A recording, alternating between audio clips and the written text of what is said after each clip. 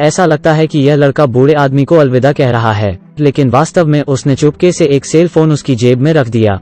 फिर उसने अपने दादाजी को एक संदेश भेज दिया, लेकिन अचानक उसे उसका उत्तर मिलता है और लड़का इस पर विश्वास नहीं कर सकता और वो तुरंत उसे देखता है। यह अक्षरों का एक अजीब तार है, उसमें कुछ लिखा है लेकिन लड़के को समझ नहीं आता। वो अपने पिता को खोजने के लिए नीचे की ओर दौड़ता है और उसे बताता है कि दादाजी मरे नहीं हैं, लेकिन पिताजी ने उसे बताया कि यह असंभव है क्योंकि अस्पताल में शव परीक्षा की गई थी और यह पुष्टि की गई थी कि दिल का दौरा पड़ने के बाद वो मर गए हैं और मरने से पहले उसे सेल फोन से टेक्स्ट मैसेज मिले होंगे। शायद यह सिर्फ एक नेटवर्क की गड़बड़ी है, इसलिए हंगामा मत करो। लेकिन उसके पिता की बातों ने उसे विचलित नहीं किया और वो जानना चाहता है कि क्या हो रहा है और क्या किसी ने फोन ले लिया है। और लड़का कब्रिस्तान में अकेला जाता है और दादाजी के नंबर पर कॉल करता है और फिर जमीन पर लेटकर ध्यान से सुनता है और जमीन से फोन की घंटी बजती है। इसका मतलब है कि फोन अभी भी ताबूत में है। लेकिन वास्तव में क्या हुआ है? और लड़के ने बहुत अधिक अनुमान लगाने की हिम्मत की और आराम से बैठकर सोचने लगा और सोचा कि शायद यह एक नेटवर्क विफलता है, लेकिन उसे उम्मीद नहीं थी कि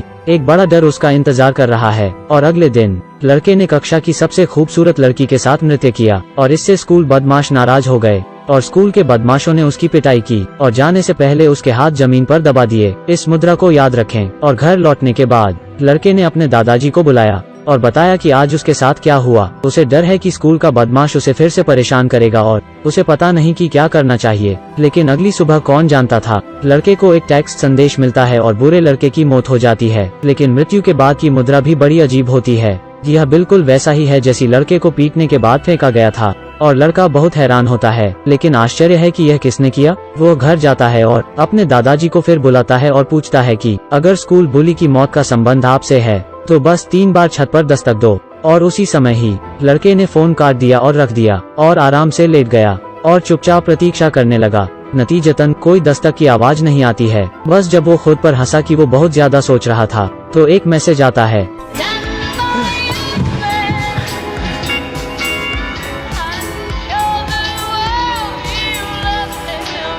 लेकिन वो संपर्क करने से बहुत डरता है और घंटी खत्म होने तक रुकता है। फिर ध्यान से फोन उठाता है और वो फोन देखता है, लेकिन कौन जानता था कि दादाजी ने एक और संदेश भेजा है। और लड़का फिर से चौंक जाता है और वो संदेशों की जांच करने के लिए जमीन पर लेट जाता है और एक और अजीब मैसेज आता है। लेकिन लड़का अब और नहीं सह सकता। वो एक फोन की दुकान में जाता है और एक नया फोन खरीदता है और उसकी जांच करता है और अपना नंबर भी बदलता है और पुराने फोन को फॉर्मेट करने के बाद इसे अपने स्टोरेज बॉक्स में रख देता है और इसे हमेशा के लिए दुनिया से दूर रखता है। और वो सोचा है कि अब सब ठीक हो जाएगा। और फिर अगले दिन वो खुशी खुशी विश्वविद्यालय जाता है और अच्छे से पढ़ने लगता है और वो धीरे धीरे फोन के बारे में भूल जाता है। और 5 साल में एक दिन उसके पापा का अचानक उसे फोन आता है और उसे एक बुरी खबर मिलती है कि उसके प्रिंसिपल की एक कार दुर्घटना हो गई है जिससे उनकी मौके पर ही मौत हो गई है और इस सप्ताह के अंत में उनका अंतिम संस्कार होगा। और लड़का जो जल्दी में वापस आया, उसने सोचा कि प्रिंसिपल के बेटे ने ही टीचर की हत्या की थी, जबकि प्रिंसिपल अपनी शक्ति का उपयोग करता है।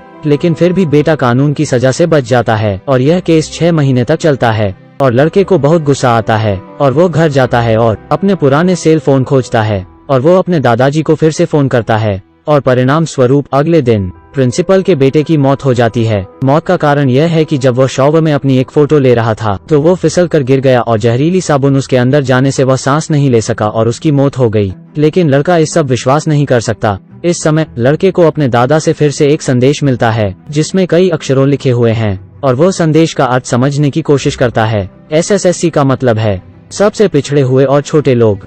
और लड़का उसका अर्थ समझ जाता है और कुछ सोचने लगता है और खुद से बात करता है और नदी की ओर देखता है। और फिर वो अपनी जेब से अपना पुराना फोन निकालता है और इसे पानी में फेंक देता है। ऐसी बहुत सी चीजें हैं जिनके बारे में वो अभी सुनिश्चित नहीं हो सकता, लेकिन एक बात है जिसके बारे में वह निश्चित है कि वो भी जरूर मर जाएगा जब उसकी समय सीमा समाप्त हो जाएगी।